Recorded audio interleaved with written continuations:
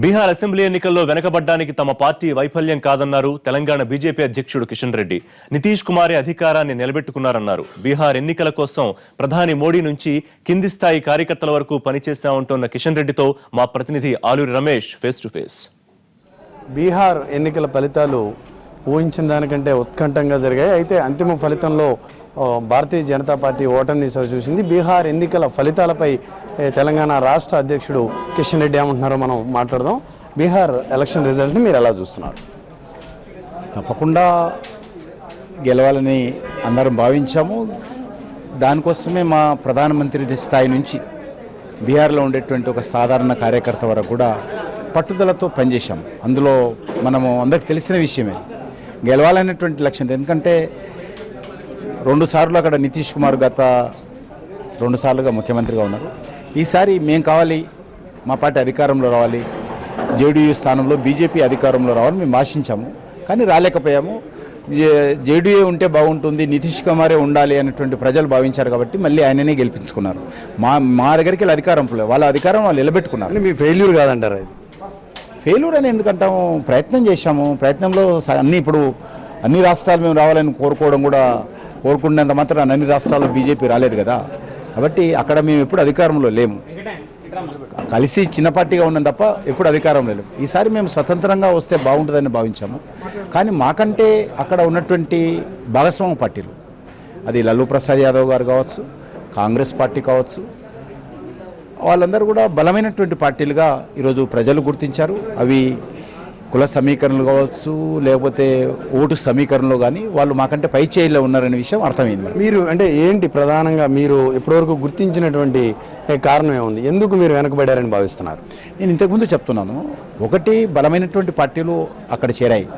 ప్రధానమైనటువంటి 3 ప్రత్యర్థి పార్టీలు, కీలకమైనటువంటి పార్టీలు, గతంలో బీహార్లో అనేక సంవత్సరాలు తరబడి రాజకీయాలు చేసినటువంటి పార్టీలు, దశాబ్దాలుగా రాజకీయాలు చేసినటువంటి అధికారం ఉన్నటువంటి పార్టీలు 3 ఫ్రంట్లు ఏకమయ్యాయి మాకు వ్యతిరేకంగా, బీజేపీ వ్యతిరేకంగా. దాంతోపాటు వాళ్ళందరూ కూడా ఒక కుల సమీకరణలో బీజేపీ వ్యతిరేకంగా చేయడం జరిగింది అని నేను భావిస్తున్నాను. దాంట్లో అన్ని వర్గాలు కూడా కీలక పాత్ర పోషించాయి. కాబట్టే మేము ఓటమి చవి చూసామని నేను భావిస్తున్నాను. దీంట్లో మేము నష్టపోయింది లేదు. మేము ప్రయత్నం చేశాము. ఆ ప్రయత్నంలో విజయం సాధించలేకపోయాము. కాబట్టి వాళ్ళు తమ ప్రభుత్వాన్ని నిలబెట్టుకున్నారు. మేము ప్రభుత్వంలో రావాలని కోరుకున్నాము. మా నుండి పోలేదు. మేము రావాలని కోరుకున్నాము, రాలేకపోయాము. అగ్రనేతలంతా బరిలో దిగి ప్రచారం చేశారు. మోడీ కేంద్రంగా ప్రచారం అంతా జరిగింది. అన్ని రకాల అస్త్రాలు మీరు మోహరించారు. అంటే మోడీ చరిష్మా తగ్గిందని భావించవచ్చా? ఇది పార్లమెంట్ ఎలక్షన్స్. ఇది బీహార్లో ఎవరు ముఖ్యమంత్రి ఉండాలని జరిగినటువంటి ఎలక్షన్స్. కానీ ఎన్నికల ప్రచారం కానీ జరిగినటువంటి విధానం కానీ ఆ తరహాగా లేదు. ఒక పార్టీ ప్రచారానికి ప్రధానమంత్రి రావడం తప్పేం లేదు, వస్తుంటారు. కానీ ఎవరు ముఖ్యమంత్రి అనేది ఈరోజు బీహార్ ప్రజల ముందు ఉన్నటువంటి ప్రశ్న.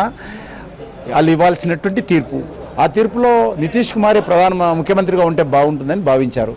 ఆ రకంగా తీర్పు ఇచ్చుకున్నారు వాళ్ళు. సార్, ఇప్పుడు ఢిల్లీ ఎలక్షన్ చూసుకున్నా మీకు నెగిటివ్ రిజల్ట్ వచ్చింది. అత్యంత ప్రతిష్టాత్మకమైన బీహార్ ఎన్నికల్లో కూడా కొంత నెగిటివ్ రిజల్ట్ వచ్చింది.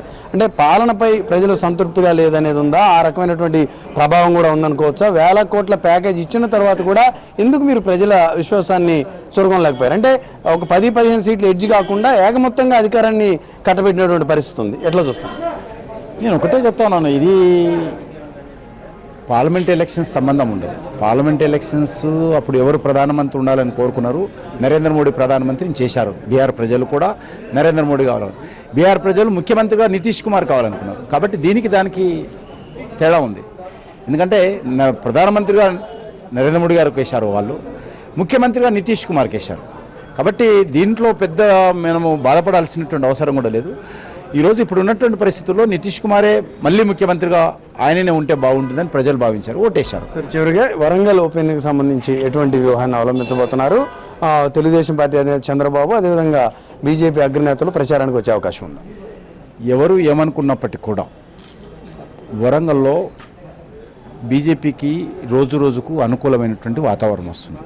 టీడీపీ బీజేపీ అభ్యర్థిగా ఎవరైతే దేవయ్య నిలబెట్టామో మేము, దేవయ్య పట్ల కూడా ప్రజల్లో సానుకూలత ఏర్పడింది.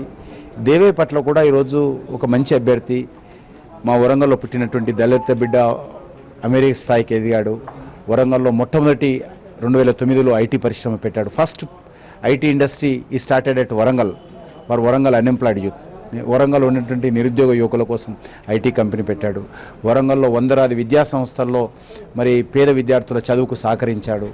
ఆ రకంగా ఒక సామాజిక కార్యకర్తగా, వరంగల్ బిడ్డగా, ఒక దళిత వ్యక్తిగా మంచి పేరు తెచ్చుకున్నాడు. కాబట్టి ఆయన ఈరోజు ఏ రకమైనటువంటి కల్మషం లేనటువంటి వ్యక్తి, మచ్చ లేనటువంటి వ్యక్తి, స్థానిక వ్యక్తి. కాబట్టి ఆయన ఈరోజు అభ్యర్థిగా నిలబెట్టడం, దానికి తోడు కాంగ్రెస్ పూర్తిగా మరి పరిస్థితి దిగజారిపోవడము, మూడవది టీఆర్ఎస్ ప్రభుత్వం పట్ల అన్ని వర్గాలలో వ్యతిరేకత రావడం, ఈ మూడు ఈరోజు దాంతోపాటు టీడీపీ బీజేపీ గత రైతాంగ సమస్యలపైన సమన్వయంతో కలిసి పనిచేయడం, సమన్వయం కోఆర్డినేషన్ మెదక్లో చూసినప్పటికీ ఇప్పటికీ మంచి కోఆర్డినేషన్ ఉంది, అంతకుముందు లేదు మాకు.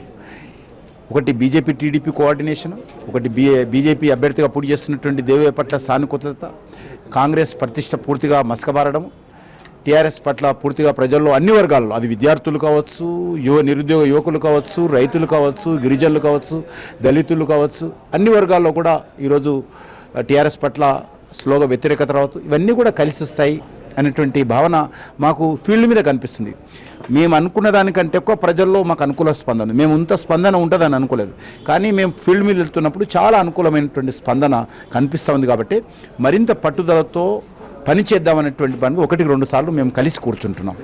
Thank you sir. ఇది బీహార్ ఎన్నికల ఫలితాలు కొంత బీజేపీ నేతలను కొంత ఆత్మరక్షణలో పడేశాయి. దీనిపై కొంత చర్చ జరగాల్సినటువంటి అవసరం ఉందని వారు చెప్తున్నారు. బీహార్లో కుల సమీకరణ కారణంగానే భారతీయ జనతా పార్టీ ఓడిపోయిందని ప్రాథమికంగా వీరు అభిప్రాయపడుతున్నారు. దీనిపై జాతీయ స్థాయిలో సమీక్ష జరుపుకోవాల్సినటువంటి అవసరం ఉంది. మోడీ చరిష్మా తగ్గిపోయింది అనేటటువంటి వ్యాఖ్యలను ఈ యొక్క ఎన్నికల ఫలితాలతో చూడలేమని, దానికి ఏ రకమైనటువంటి సంబంధం ఉండదని చెప్తున్నారు. మరోవైపు వరంగల్ ఉప ఎన్నికలో అనేక అనుకూల అంశాలు తమకు ఉన్నాయి. వరంగల్ ఉప ఎన్నిక విజయం తమదేనని కిషన్ రెడ్డి చెప్తా ఉన్నారు. ND team, Hyderabad.